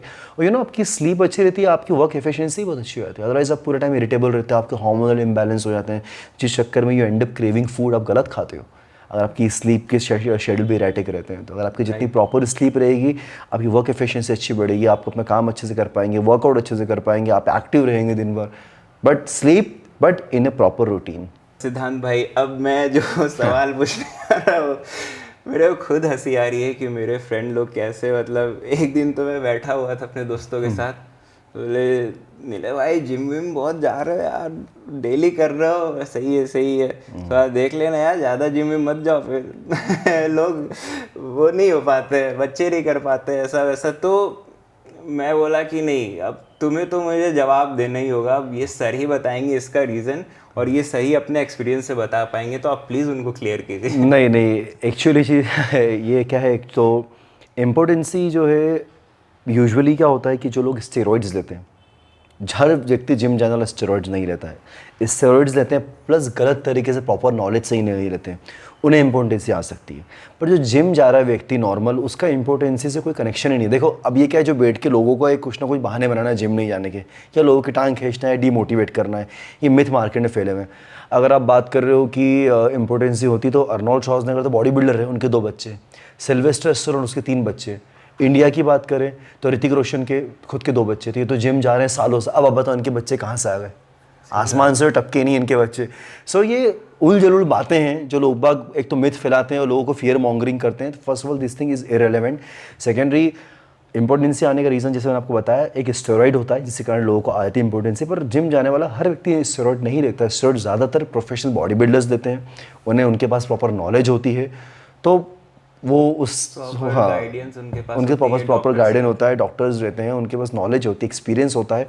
पर गलत तरीके से लेने से इम्पोर्टेंसी उनको आ सकती है जो नॉर्मल जिम जा रहा है, बल्कि इम्पोर्टेंसी नहीं, बल्कि आपकी life everything can get better, right. जितना आपका आप जब वर्कआउट करेंगे तो आपका ब्लड प्रेशर अच्छा होगा, आपका ब्लड प्रेशर अच्छा होगा, आपका हार्ट हेल्दी होगा, आपके ऑर्गन्स हेल्दी होंगे, आपकी जो इंटीमेट लाइफ है या पर्सनल लाइफ आपके पार्टनर्स के साथ में और बेटर हो सकती है, बल्कि जिम जाने से। जो नहीं किया एक बार जाके ट्राई कर ले पहले। क्योंकि सर जिम जाने से अब जब हम एक्सरसाइज करते हैं, स्पेशली लेग एक्सरसाइज, तो टेस्टोस्टेरोन भी बूस्ट होते हैं। एग्जैक्टली भी करता है लेग से एनर्जी रहे लेग्स सिर्फ लेग्स नहीं, the entire body, entire workout आपका टेस्टोस्टेरोन बूस्ट करने में हेल्प करता है, बट लेग्स कंपेरेटिवली थोड़ा ज़्यादा करता है, बिकॉज लेग्स जो है हमारी बॉडी का सबसे ज़्यादा लार्जेस्ट मसल ग्रुप होता है। That's the biggest reason. और लोग उसे ही अवॉइड करते हैं, वो बिल्कुल आज लेग्स नहीं लगाना। आप भले ही बहुत हेवी मत लगाओ, लाइट लेग्स लगाओ। अगर आपको ऐसा लगता है कि आपको बहुत ज़्यादा सोरनेस आ जाती है, तो वर्कआउट के बाद अच्छे से स्ट्रेचिंग करिए, प्रॉपर प्रोटीन लीजिए, हफ्ते में 15 से 20 दिन में और मसाज करवाइए, तो आपको सोरनेस भी नहीं आएगी, you will enjoy legs workout. Right. बहुत सही। अब मुझे लगता है कि उनको जरूर जवाब मिलेगा। एब्सोल्युटली, उनको पहले दिखाई जाती है। सुन लो। ठीक है, अब मैं आता हूँ सबसे ज़बरदस्त क्वेश्चन पे, जो मेरे सारे दोस्त बोलते रहते हैं कि भाई तू ये क्या करता है, प्रोटीन कार्ब्स और ये, बिल्कुल घर का खाना खा और बॉडी बना। तो मैं आपसे जानना चाहूँगा कि इसमें कितनी सच्चाई है और क्या करना चाहिए। देखिए, प्रोटीन जो है वो बहुत ज़्यादा हाईलाइट इंडिया में इसलिए हुआ है क्योंकि इंडिया में वेजिटेरियंस लोग बहुत ज़्यादा है, राइट। मैं साउथ अफ्रीका रहा हूँ, मैं दुबई रहा हूँ, और भी मेरे दूसरे क्लाइंट्स हैं, यूएस में है, यूके में है, जर्मनी में। वहाँ पर लोगों के प्रोटीन नॉर्मली डाइट में होता है। प्रोटीन को ज़बरदस्ती बहुत ज़्यादा डरा के रखा हुआ, फ्योर मॉन्गरिंग कर रखी, right. Protein is equally important. जैसे ट्राइपॉड होता है, जैसे आप ये शूट कर रहे हैं, ट्राइपॉड यहाँ पे रखा हुआ, राइट। इसके 3 लेग है, तो आप मान लो carbohydrate, protein and fats. Tripod का अगर मैंने एक लेग तोड़ दिया तो क्या होगा? ट्राइपॉड गिर जाएगा। या फिर अगर मैंने उसकी लेंथ भी थोड़ी कम कर दी तो कैमरा एग्जैक्टली। सो उसी टाइप से प्रोटीन भी उतना ही इंपॉर्टेंट है। घर के खाने से डेफिनेटली बॉडी बन सकती है, 100% बन सकती है, अगर उसमें बैलेंस रूप से कार्बोहाइड्रेट, प्रोटीन, फैट हो तो। So carbohydrates, protein, fats are your macros, vitamins, minerals and water are your micros. So carbs आपको मिल जाता है रोटी, चावल, ब्रेड, इन सब चीज़ के थ्रू। प्रोटीन आपको मिल जाता है चिकन, फिश, एग्स, मटन, और अगर वेज की बात करें तो पनीर, कर्ड, मिल्क, योगर्ट, इन सब से मिल जाता है। और फैट्स की बात करें तो हमारे ऑयल में, घी में, नट्स में, सीड्स में, इन सब में आपको फैट्स मिल जाता है, राइट। और विटामिन्स, मिनरल्स की बात करें, we get it through our vegetables and our vegetables and fruits के थ्रू आपको आपका विटामिन्स एंड मिनरल्स मिल जाता है। तो ये सब चीज़ें घर में अवेलेबल रहती है। लेकिन the only problem with the Indian diet is if you see, उसमें रोटी रहेगी, चावल रहेगा, दाल रहेगी, सब्ज़ी रहेगी। दाल में तो प्रोटीन अवॉइडेबल ही रहता है, बहुत ज़्यादा मैं उसको प्रोटीन कंसिडर ही नहीं करता हूँ। तो अब आप बताइए, इतना सारा इसमें कार्ब्स ही कार्ब्स है, there is no protein. If there is no protein in your diet, that meal itself is incomplete. आपने देखा, मैंने अभी मील ली, उसमें कार्ब्स था, ओट्स था, चिया सीड्स थे, बनाना था, सब कुछ था, लेकिन प्रोटीन नहीं था। तो मैंने प्रोटीन शेक उसमें ऊपर से डाला। सो मैं अगर प्रोटीन शेक ले रहा हूँ, if I am taking supplement, I am not influencing you और आई एम सेइंग कि आप भी protein low. It's completely your choice, you know. अगर आप लोग को लगता है कि हाँ यार, मेरे घर में जो प्रोटीन है उससे मज़ा नहीं आ रहा है या मैं नहीं ले पा रहा हूँ, तो you can have way protein. It's completely healthy and safe. Supplementation का या प्रोटीन का रिक्वायरमेंट अलग से जब पड़ता है, जैसे कि आप फॉर एन एग्जाम्पल, हम स्कूल में एग्जाम देने जाते हैं, हमारे एग्जाम की अगर नोटबुक भर गई है तो उसके बाद हम लोग सप्लीमेंट्री कॉपी की डिमांड करते हैं। सेम सप्लीमेंट की रिक्वायरमेंट वैसी है। अगर आपको लगता है कि आपके डेली लाइफस्टाइल के फूड से आपका प्रोटीन कंप्लीट नहीं हो पा रहा है, if you want to add on, then you can take supplementation. It's completely healthy, right. So कई बार जैसे वेजिटेरियन लोग को थोड़ा सा डिफिकल्टी आता है, तो कई बार ईजी भी रहता है। जैसे मैं भी यहाँ बैठा हूँ, मैं एक पॉडकास्ट कर रहा हूँ, लाइक मैं कोई मील नहीं खा सकता, I will shake my protein shake, I will have it. So it's completely fine. Still, if you don't want to take it, don't take it. It's completely your choice. मैं कभी किसी को force नहीं करता हूँ, मैं लोगों को educate करता हूँ कि why you should take. Still, if you don't want to take, it's fine. As long as अगर आप अपने घर के खाने से प्रोटीन कंप्लीट कर रहे हो, take it. और अगर आप अपनी कोई भी मील ले रहे हो, उसमें अगर प्रोटीन ही नहीं है उस मील में, तो वो मील इनकम्प्लीट है, प्लस आपको पेट भी नहीं भरेगा, आप ज़बरदस्ती कार्ब्स ज़्यादा खाएंगे, ज़्यादा कार्ब्स खाएंगे, इंसुलिन स्पाइक ज़्यादा होगा, आपका फैट बढ़ेगा बॉडी पे। That's the game. तो ये एक तरीके का पोर्शन है पूरा का पूरा, क्योंकि Exactly. जब मैं अब आज से 3-4 महीने पहले जब मेरे खाने की जो हैबिट थी, तो मैं सबसे पहले प्लेट में क्या निकालता था, मैं सबसे पहले प्लेट में राइस निकालता था, क्योंकि मैं राइस ईटर हूँ शुरू से ही। हाँ। तो मैं सबसे पहले राइस, हाँ इतना में मेरा पेट भर जाए। अब मैं चूज करता था कि मुझे दाल लेना, ठीक है थोड़ा सा दाल, इतना ही दाल खाऊंगा, सब्जी थोड़ा ही सा, हाँ चलो इतना ले ली, चटनी अगर है तो ठीक है, लेकिन मेरा पहला यही रहता था। और मुझे लगता था मैं तो इतना खा ही रहा हूँ, मैं तो हेल्दी हो ही रहा हूँ। लेकिन जब मैं जिम गया और अपना टेस्ट करवाया, इन बॉडी टेस्ट, पता चला 26% फैट परसेंटेज, तो मैंने बोला मैं तो सोच रहा था कि हेल्दी हो, लेकिन ये तो हेल्दी है नहीं। काब्स जा रहा है ना, वही उसमें आप राइस रखिए, dal for taste is fine, you can have, अगर आप वेजिटेरियन है, अगर आप वेजिटेरियन है तो यू कैन हैव उसमें छोला ले सकते हैं, चिकपी अपना राजमा ले सकते हैं, राइट, उस या सोया चंक्स ले सकते हैं। उसके साथ में आप थोड़ा फाइबर्स में आपने क्यूकम्बर्स या ग्रीन लीफ वेजिटेबल रख ली, तो ये आपकी मील सेटिस्फाइंग हो जाएगी, आपको फुल करेगी, plus you will get the good nutrition as well. इसका मतलब पहले हम फोकस करें प्रोटीन पे, नहीं सभी पे करिए फोकस, हाँ, बट हाँ इंडिया में प्लेट में प्रोटीन फोकस करिए, क्योंकि हाँ तो। क्योंकि इंडिया में क्या है कि प्रोटीन बहुत नेग्लेक्ट रहता है हमारी प्लेट से, तो बिल्कुल करिए फोकस। उसके बाद एक पोर्शन निकाले कि मुझे इतना amount of carbohydrates, protein, fats, fibres, सही है, वो फिर एक कंप्लीट डाइट बनता है। Exact, that's complete meal.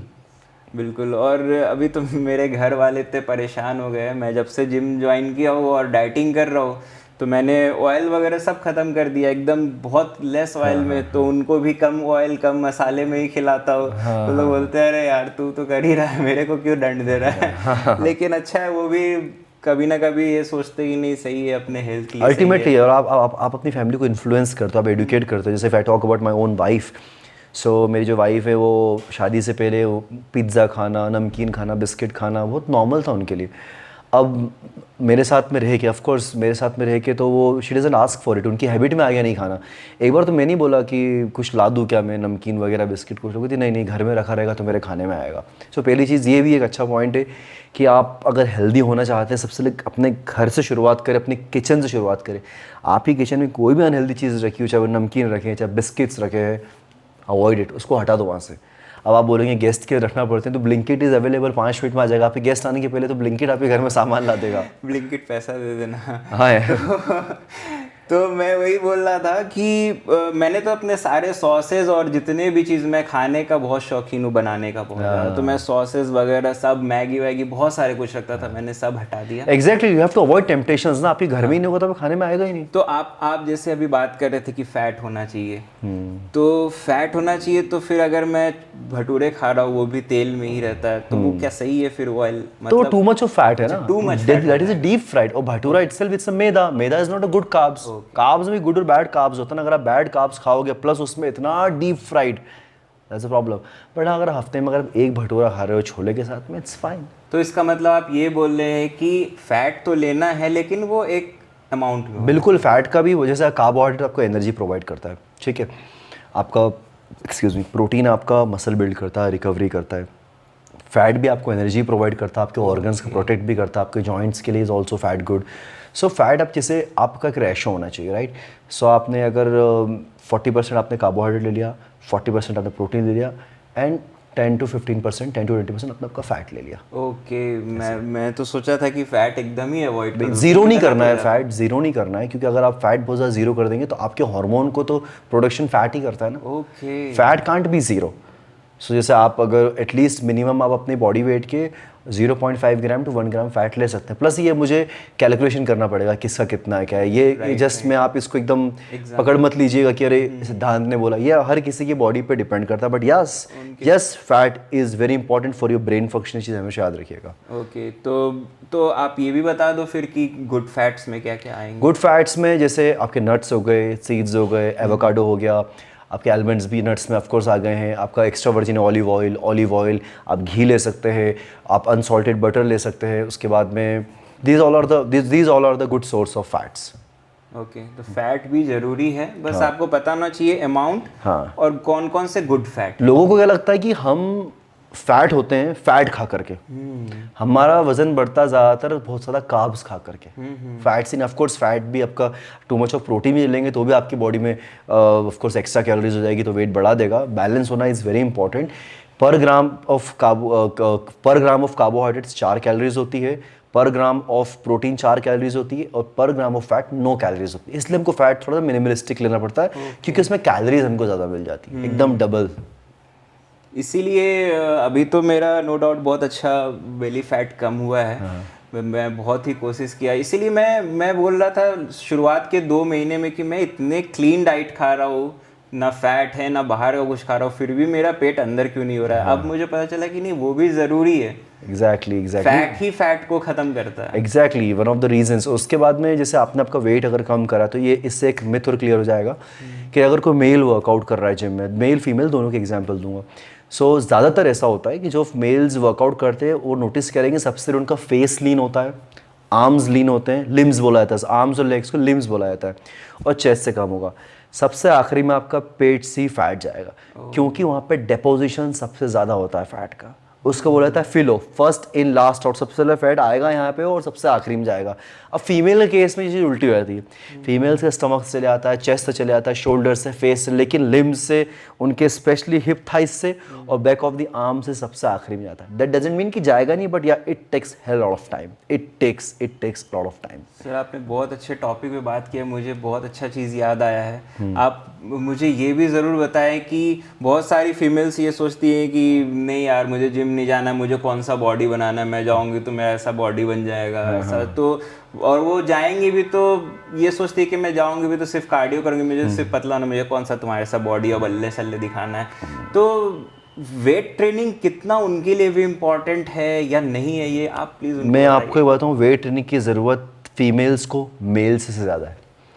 The reason is कि females after the age of 27, 28 या 30 मान लो आप, उनकी बॉडी में कैल्शियम डेफिशिएंसी होना चालू हो जाती है नेचुरली। फीमेल्स की बॉडी में इतना नहीं होती क्योंकि फीमेल्स में जो है टेस्टोस्टेरोन हार्मोन बहुत कम होता है। अगर आप ये सोच रहे हैं कि मैं जाकर कार्डियो करूंगी, वेट ट्रेनिंग मुझे क्या कर रहा है, तो कार्डियो बहुत ज़्यादा कार्डियो नहीं, बहुत ज़्यादा कार्डियो आपके जॉइंट्स को, आपके हार्मोनल हेल्थ को और ख़राब करेगा। अगर एक फीमेल्स वेट ट्रेनिंग करती तो उनकी बोन की डेंसिटी, उनकी हड्डी की घनता, बोन्स की डेंसिटी और अच्छी होती है, हार्मोन्स उनके और बेटर होते हैं, मूड उनका और अच्छा होता है। कई फीमेल्स होता है हमको पीरियड्स में वर्कआउट नहीं करना चाहिए, आप पीरियड्स में बिल्कुल वर्कआउट कर सकते हैं। ऑफ कोर्स एब्स का वर्कआउट या लेग्स का वर्कआउट अवॉइड करिए, बल्कि अगर आप पीरियड्स में आके वर्कआउट करेंगे तो आपको मूड और अपलिफ्ट होगा। स्टार्टिंग के एक आध दिन कोई फीमेल्स रहती हैं जो बिल्कुल भी उठ नहीं पाती, दैट इज़ फाइन, 1-2 दिन का आपने ब्रेक लिया, बाकी yes you can workout and you need workout more than male. आपकी बॉडी मेल जैसी कभी भी नहीं बन सकती क्योंकि मेल्स में टेस्टोस्टेरोन हार्मोन होता है और फीमेल्स में एस्ट्रोजन होता है। फीमेल्स में टेस्टोस्टेरोन होता है बट बहुत कम होता है, बहुत कम लेवल पे होता है, इसलिए कितनी भी आप वेट ट्रेनिंग कर लो आपका कभी भी मेल जैसी बॉडी नहीं बनेगी। अगर आप इंटरनेट पे या इंस्टाग्राम पे कोई फीमेल्स बॉडी बिल्डर को देखते हो जो वेट ट्रेनिंग करके मर्दों जैसी लगती है, उसका रीज़न ये है कि वो अननेचुरल हार्मोन को इंटेक करती है, स्टेरॉइड्स देती है, इसीलिए उनका होता है। बट आप अगर जाएंगी, आपकी फिगर टोन होगी, फर्म होगी, उसके बाद में आपकी बोन्स की डेंसिटी अच्छी होगी, आपकी हार्मोनल हेल्थ अच्छी होगी, हार्मोनल हेल्थ अच्छी होगी, you will see the significant change in your body. सही है, बहुत ही ज़्यादा ज़रूरी है उनको। एक तो वो एम्पावरमेंट हम लोग कर ही रहे हैं, लेकिन उससे भी ज़्यादा ज़रूरी है कि उनको ये बताए कि जिम जाना कितना ज़रूरी है। नहीं, I started my career, if I look back तब के कंपेरिजन में मुझे काफ़ी फीमेल्स दिखती जिम में। I feel really happy about it कि यू नो वो आ रही हैं, वर्कआउट कर रही हैं, कुछ तो लिटरली रेगुलर कर रही हैं, they can see the changes. और अगेन कोई फीमेल अगर दुबली पतली तो ऐसा नहीं कि मैं तो फिट हूँ तो मुझे जिम की क्या ज़रूरत है, आपको भी इक्वली उतनी ही ज़रूरत है जितनी एक मोटे व्यक्ति को वर्कआउट की ज़रूरत है। सर मैं बहुत ज़बरदस्त बात आपको बताऊंगा कि अभी तो हम लोग सबको पता चल गया है कि हेल्दी मतलब आपका हेल्दी होना अच्छा है। हाँ। लेकिन बहुत सारे ऐसे लोग थे, मेरे बहुत सारे ऐसे पहचान वाले लोग थे, जैसे कि वो बोलते थे कि अरे वो एक उसको देखे वो बहुत हेल्दी सा है। हाँ। मतलब उनके मन में वो बसा हुआ है कि अगर वो मोटा व्यक्ति हेल्दी है तो वो हेल्दी, वो अनहेल्दी है। वो उसको एक तरीके का नाम ही दे दिए कि वो तुम देखो एक बहुत हेल्दी सा है। हाँ। तो ये बहुत बड़ा कॉन्सेप्ट उनके दिमाग में है, कॉन्फ्यूजन, कि वो हेल्दी को मतलब ये समझते हैं कि मैं मोटा हूँ तो हेल्दी है, जबकि वो अनहेल्दी। Right unhealthy. बट ठीक है, वो लोगों की पुरानी चीज़ें बनी हुई है तो वो धीरे धीरे समझ रहे हैं लोग। अगर होप इस पॉडकास्ट के थ्रू भी काफ़ी लोगों के मिथ बस्ट हो। मेरा तो ये पॉडकास्ट करने का एक ही रीज़न था क्योंकि मैं आपको बहुत दिनों से फॉलो कर रहा था, बहुत दिनों से, और अपनी बात शायद 3-4 महीने पहले ही हुई थी कि सर प्लीज़ आप टाइम दीजिए। लेकिन फिर भी आपने हैक्टिक शेड्यूल से टाइम निकाला, तो मैं बस यही चाहता था कि मैं तो आपसे कुछ ना कुछ बीच में आपको डिस्टर्ब करते रहता था, कभी जिम में, कभी कहीं पूछ लिया या फ़ोन पे पूछ लिया, सर आप मुझे ये बता दीजिए, कन्फ्यूज़न हो, लेकिन मेरे दोस्तों को मैं कैसे बताऊँ। करेक्ट तो मैंने फिर सोचा कि नहीं, अब तो कुछ भी हो जाए मुझे आपसे टाइम लेना ही है, ताकि मेरे दोस्तों के जो कन्फ्यूज़न है उसको दूर कर सकें। अच्छा ना, उनको भी अ प्रोफेशनल स्पीक्स तो चीज़ें की और क्लैरिटी मिल जाती है, और लोगों को एक ऑथेंटिसिटी लगती है कि हाँ यार ये सच बोल रहा होगा। अलॉन्ग विथ फैंस, जो भी आपके फॉलोवर्स है, जो भी इसको सुन रहे हैं अभी से 2 साल बाद, 5 साल बाद जब भी सुनेंगे या देखेंगे इस पॉडकास्ट को, काफ़ी चीज़ें उनकी क्लियर हो जाएगी, या फिर मिथ उनके क्लियर हो जाएंगे। और आप लोग को और भी कुछ डाउट हो तो आप लोग कमेंट जरूर करना, तो हमें उसमें आके भी रिप्लाई कर दिया करूँगा। अपन फिर दूसरे सेशन भी रखेंगे, और रखना ही है क्योंकि हमारे पास क्वेश्चन और डाउट्स बहुत सारे हैं, लेकिन उसको एक ही सेशन में उसको कंप्लीट नहीं कर सकते। सेशन तो दूसरी रखनी है, तो आप हमें कमेंट करके बताओ, तो फिर हम उस कमेंट के लिए फिर एक अगला सेशन रखेंगे, सर से फिर टाइम लेंगे, उन्हें परेशान करेंगे। आज संडे है, संडे को ही इनको ऑफ मिलता है, क्योंकि मंडे टू सैटरडे इनका पूरा हैक्टिक शेड्यूल रहता है। आज इनका फैमिली टाइम रहता है, लेकिन फिर भी मैंने बोला सर प्लीज़ एक फैमिली टाइम मुझे दे दीजिए। तो इन्होंने दिया। नहीं, ऑडियंस भी फैमिली जैसी है मेरे लिए। बिल्कुल। तो बहुत ही अच्छा लगा सर आपसे बात करके। Any time. और आपके बारे में सबको पता ही है, और मेरा ये कोशिश है कि ज़्यादा से ज़्यादा लोगों को बहुत सारे कन्फ्यूजन्स दूर हो सके, और वो एटलीस्ट जिम जाए। मेरा main purpose is show up in gym. हाँ, आप जिम को ये मत लो कि मैं बहुत बड़ा काम करने जा रहा हूँ। Exactly. आप उनको बोलो कि मैं सुबह उठ के ब्रश किया ना, अरे मेरा आज ब्रश छूट गया, मेरा ब्रीद अच्छा नहीं होगा, तो वैसे ही आप जिम जाओ, मेरा just make it your lifestyle simple. ले जाओ, 15 मिनट ले जाओ। बहुत ही मतलब मैं कितना भी टेंशन में रहूँ घर, जैसे ही मैं स्टार्ट करता हूँ अपना गाड़ी, जैसे ही पहुँचता हूँ, वहाँ पहुँचते पहुँचते मेरा लेवल एकदम स्ट्रेस का जिम एकदम थेरेपेटिक होता है, एकदम इट्स लाइक ए थेरेपी। बहुत ही ज़्यादा अच्छा लगता है। बहुत ज़्यादा अच्छा लगा सर आपसे बात करके। Any time. फिर आपके साथ हम समय लेंगे, और फिर एक session. Absolutely, always, any time. Thank you sir. हाँ जी भैया, गाड़ी ले आइए, मैं ऊपर ही हूँ।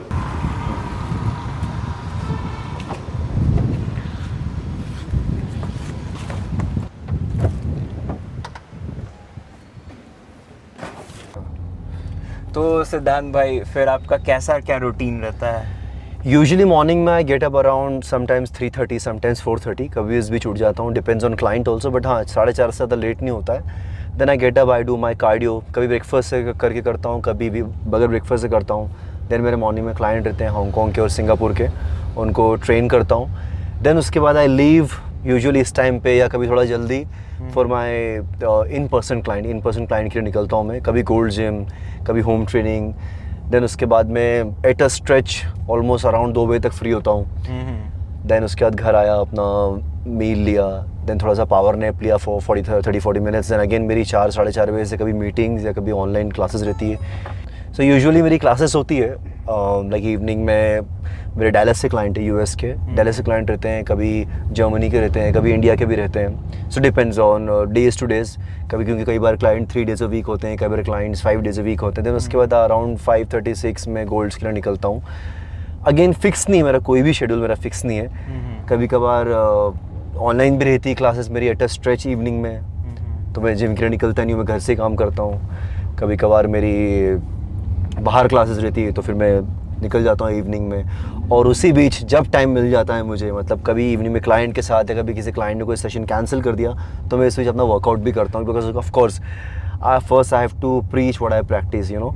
सो मेरा वर्कआउट कभी मॉर्निंग में होता है, कभी इवनिंग में होता है, डिपेंड्स। कभी किसी क्लाइंट ने कैंसिल मॉर्निंग में कर दिया तो मॉर्निंग में कर लिया, इवनिंग में कैंसिल कर दिया इवनिंग में करा, और अगर नहीं कैंसिल करा, ऑल क्लाइंट्स आर कमिंग, तो फिर मैं अभी किसी क्लाइंट के साथ ही कर लेता हूँ वर्कआउट। और कभी कभार मेरा कार्डियो भी रहता है, तो मैं अपनी गाड़ी घर भेज देता हूँ, रास्ते में ही वॉक करते हुए कार्डियो करते हुए चले जाता हूँ। बहुत सही है। और मैं ये देख पा रहा हूँ कि आप अपने मील भी साथ लेके चल रहे हैं। हाँ, that is very important. Food fuelling is very important, you can see. मतलब इसमें मेरे ऑलमोस्ट 3 से 4 डब्बे रहते हैं मेरे इस मील में, because I eat in every 2 to 3 hours. So fuelling is very important, so that you know आपको अगर भूख लगती है तो फिर कहीं भी आप कुछ गलत खा लेते हो, बट अगर अपना घर से खाना लेकर के जाते हो तो पूरे चांसेस रहते हैं कि आप अपना डाइट पे स्टिक रहें। तो अगर आपने किसी दिन मिल मिस कर दिया हाँ हाँ और आप हैं इंदौर में, क्योंकि इंदौर खाने के लिए ही जाना जाता है, हाँ तो फिर आप क्या एक सेफेस्ट चीज़ चूज़ करोगे कि चलो कम से कम कुछ नहीं तो ये तो मैं खा ही सकता हूँ इंदौर में? देखो, अगर मेरे पास ऑप्शन रहता है तो सभी जगह स्ट्रीट पे आपको फ्रूट्स तो मिलते ही हैं। राइट। फ्रूट्स ले लेता हूँ, या फिर किसी भी मेडिकल शॉप पे आपको प्रोटीन बार मिल जाएगी, राइट। हाँ। और मैक्स टू मैक्स अगर मान लो कुछ भी अवेलेबिलिटी नहीं तो मॉर्निंग में पोहे सभी जगह मिलते हैं, विदाउट सेव, विदाउट नमकीन, और जो ग्रेवी वाले रहते हैं जो उसल पोहे बोलते हैं अपने यहाँ, मैं वो नहीं खाता, नॉर्मल ले लेता हूँ फिर मैं। नॉर्मल पोहे। क्योंकि पोहे में प्रॉब्लम क्या है कि poha it's fine, it's not that unhealthy, but just इसमें शुगर डलती है, sugar is not a healthy option. But ठीक है, अगर मैं अपने आप को स्टार्व करूँ तो उससे तो बेटर है कि मैं कुछ ठीक ठाक चीज़ खा लूँ। तो अगर फिर भी कुछ लेना है तो या तो आप फ्रूट्स ले लो, अगर वो भी Fruits नहीं ले मिल लो। पा रहे हार्ड एंड फास्ट में तो थोड़ा पोहे खा लो, पोहे खा लो, मीठा हाँ, कुछ। प्रोटीन बार ले लो, Protein समथिंग bar लाइक ले दैट। लो। ये चीज़ सही है। तो अब हम लोग चलते हैं अपने नेक्स्ट सेगमेंट में जिसका नाम है rapid fire. Yes, I'm excited for it. That is the most ठीक है। interesting part. तो फिर मैं आपसे पूछता हूँ कुछ क्वेश्चन हाँ। और आप उसका जवाब देना। Sure, sure. जिम में लाउड म्यूजिक पसंद है या हेडफोन्स में heartbreak songs? Of course, I would prefer headphones क्योंकि of course आप अपना favorite song लगा सकते हो। Heart break songs तो नहीं, बढ़िया headphones. ओके, तो प्रोटीन शेक और sattu shake? Of course, anytime protein shake. Absolutely big no for sattu. Okay. और ऐसी चीट मील जो आपके सपने में भी आती है, मतलब आप सो रहे हो तो काश मैं वो खा लेता, ऐसे कौन सी चीट मील है जो आप बहुत पसंद करते हो खाना लेकिन आप चीट मील में ही खा सकते हो? पाव भाजी Okay. पसंद है, आलू का पराठा पसंद है। ओके। और कभी क्लाइंट ने बोला है कि 1 महीने में बॉडी बनवा दो यार, मेरी बहन की शादी है, हाँ, प्लीज मेरे एक हर महीने थोड़े में टाइम body में। बनवा दो। हर थोड़े टाइम में। तो आप उनको क्या बोलते हैं कि बन जाएगा या फिर? नहीं बोलता हूँ, थोड़ा टाइम तो देना पड़ेगा, कम से कम 3 महीने, बट हाँ 1 महीने में भी अच्छे रिजल्ट्स आ जाते हैं, थोड़े बहुत तो आते ही हैं। हाँ, तो उसमें भी क्लाइंट थोड़ा खुश हो जाते हैं। बॉडी बना रहे हो, मैगी नहीं बना रहे हो। हाँ, ऑफ कोर्स 2 मिनट में तो नहीं बनती है बॉडी। ठीक है। ओके, अगर कोई कंपनी आपको बहुत पैसा देता है, लाइक बहुत पैसा, हाँ। वो बोले कि प्लीज मेरी ये प्रोटीन शेक का प्रोमो करो, तो आप करोगे? नहीं, जब तक मुझे उस पर ट्रस्ट नहीं होगा उस ब्रांड पे, तब तक तो मैं नहीं करूँगा। कितना भी पैसा दे दे नहीं, कैसे कर सकता हूँ वो चीज़, मैं मेरे ऑडियंस के साथ चीट नहीं कर सकता हूँ, ऑब्वियस सी बात है। ओके। अच्छा, आपकी फेवरेट एक्सरसाइज क्या है चेस्ट बाइसेप्स में? My favourite is squats and bench press. Okay, तो बेंच प्रेस में आपका पीआर? वैसे मैं यूजुअली डंबल से ही करता हूँ ज़्यादातर, तो my PR is 140 pounds each side, so 140 is around I think 60 kgs each side, around 60 kg something, 60-65। हाँ। ओके। और what is most irritating thing जो आपको गुस्सा दिलाती है अपने क्लाइंट में, कि क्लाइंट ऐसा कर रहा है, ओह बहुत ज़्यादा आपको गुस्सा तो आ रहा है लेकिन आप बोल नहीं पा रहे हो उसको? मतलब कि झूठ बोलते हैं कि हाँ यार हमने पूरी चीज़ फॉलो करी पर मुझे पता नहीं करी होती है। अच्छा ठीक है, इन सब से हट के एक चीज़ और पूछना है, कभी कभी आपके साथ ऐसा भी होता होगा कि क्लाइंट आपके पास तो मेहनत कर रहा है लेकिन घर पे आके कुछ भी खा ले रहा, बोला यार मेरी तो बॉडी नहीं बन रही है, क्या करवा रहे हो? तो वही तो होता है, ऐसा बहुत केसेस में होता है, 90% ऑफ द केसेस में यही होता है। लेकिन जोक्स अपार्ट, मैंने आपके जितने भी क्लाइंट को देखा है ना, वो सब हैप्पी ही है, क्योंकि मैं सबसे मिला हूँ इस इंटरव्यू के पहले, मैं उन सबसे मिला हूँ और मुझे बहुत ही अच्छा फीडबैक रहा, बहुत ही अच्छा फीडबैक मिला। I am glad, I am happy. और सर, आप जो अभी 9% बॉडी फैट वाले जो आप अभी चैलेंज कर रहे हैं, हाँ। उसके बारे में आप प्लीज़ बताइए ना मेरे ऑडियंस। या 9% का मेरा गोल ये है कि देखो मैं पहले भी कर चुका हूँ, मैं चाहता तो इस चीज़ को सोशल मीडिया पे नहीं डालता, but the reason of putting on social media कि कई बार मेरे जैसे बहुत सारे ऐसे लोग हैं जो कई बार सोचते हैं कि हम लोग अपना ट्रांसफॉर्मेशन करेंगे या कुछ भी करेंगे, और उस चीज़ से बेसिकली पहले तो मैं बताना चाहता हूँ कि हर इंसान का गोल होना चाहिए। मेरा 9% है, किसी का 15% हो सकता है, किसी का 12% होना चाहिए। आप अपना गोल डिसाइड करो, उसके बाद में मेरी जर्नी से लोग बार रिलेट कर सकते हैं कि हाँ यार ये कर रहा है तो हम भी कर सकते हैं। आज हम लोग अगर if you check social media तो बहुत सारे हमको ऐसे दिख जाते हैं बॉडी बिल्डर्स, सब फिट दिखते हैं, पर किसी को अपने सामने आंखों के सामने एविडेंटली चेंज होते हुए देखना, जर्नी देखना, दैट मोटिवेट्स। तो लोगों को मोटिवेशन करना इज माय बिगेस्ट मोटो। और सबसे बड़ी बात है ये कि सब लोग दिखा तो देते कि मैं ऐसा हो गया, लेकिन साइड में जाके एग्जैक्टली आप देख रहे हो, मैं अपनी मील्स फॉलो कर रहा हूँ, मैं अपने फ्रस्ट्रेशंस अपनी मील्स फॉलो कर रहा हूँ, अपने फ्रस्ट्रेशंस बता रहा हूँ, मैं कब डीमोटिवेटेड होता हूँ, कब मोटिवेटेड होता हूँ, मैंने कब चीट मील लिया, yesterday I had a cheat meal, मैंने वो भी डाला। I am trying to keep everything as much as transparent as much as I can. तो मेरे जो ऑडियंस हैं या जितने भी लोग हैं सबके दिमाग में ये रहता है कि नहीं, अगर मुझे बॉडी फैट कम करना है तो मुझे इंजेक्शन ही लेना पड़ेगा, तो ये ऐसा गलत है। Absolutely rubbish. मैं पहले भी 2-3 बार कर चुका हूँ। मैंने 2017 में किया था एक बार, आप वो फोटो डाल देना मेरी उसमें। मुझे भी उस टाइम कई लोग बोलते थे कि आपने क्या स्टेरॉइड्स दिए हैं, ड्रग्स दिए हैं। मैंने कहा नहीं, क्योंकि सिंगल डिजिट जो बॉडी फैट परसेंटेज है वो करना बहुत डिफिकल्ट है। It's very challenging and it takes hell lot of time.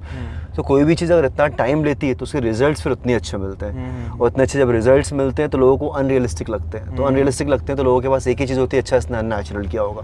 तो इट्स कम्प्लीटली नेचुरली आप कर सकते हो। Yes, it takes time. Unnatural में कम टाइम लगता है, नेचुरल ज़्यादा टाइम लगता है, और नेचुरल फिर सस्टेन भी करता है। मतलब पेशेंस रखो और we need to keep patience. Patience is virtue. बहुत बढ़िया, इससे मुझे बहुत ज़्यादा पॉजिटिविटी मिला, क्योंकि मेरे दिमाग में तो एक टाइम पे ऐसा लगने लगा था कि नहीं, इंजेक्शन लेके ही वैसा कर सकते, लेकिन अब मुझे नहीं, वो हम लोग के लिए है ही नहीं, वो हम लोग के लिए है ही नहीं, बिल्कुल भी नहीं हम लोग के लिए। इट टेक्स टाइम, बट हो जाता है over the period of time. चलिए, बहुत ही अच्छा लगा आपसे बात करके, और आपने इतना अच्छा टाइम दिया, और हमने हर चीज़ देखा आपके साथ रह के, आपका एक लाइफस्टाइल देखा, आप कैसे उठते हैं, कब क्या करते हैं, प्रॉपर मील भी ले रहे हैं, सब चीज़ मुझे बहुत ही अच्छा लगा। मैं आशा करता हूँ कि आपके साथ फिर से मुझे एक मौका मिलेगा।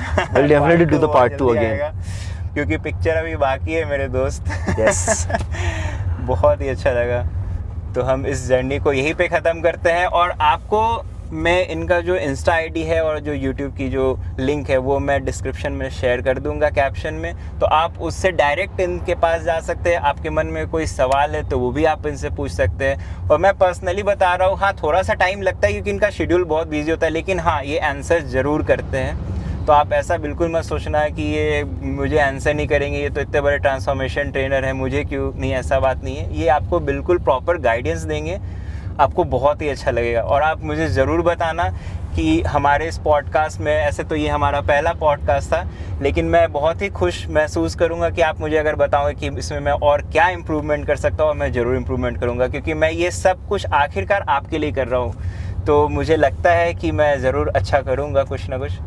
और सर बस हमारे साथ है ही, मैं इनसे क्वेश्चन पूछते ही रहूँगा और आपकी हेल्प करते रहूँगा। थैंक यू वेरी मच अभी तक हमारे साथ इतने बने रहने के लिए। तो हमारे चैनल को अगर आपको अच्छा लगा होगा कंटेंट तो आप शेयर करोगे ही, मुझे पता है, इसीलिए मुझे बोलने की ज़रूरत नहीं है, बस आप हमारे साथ बने रहे। Thank you. Thank you.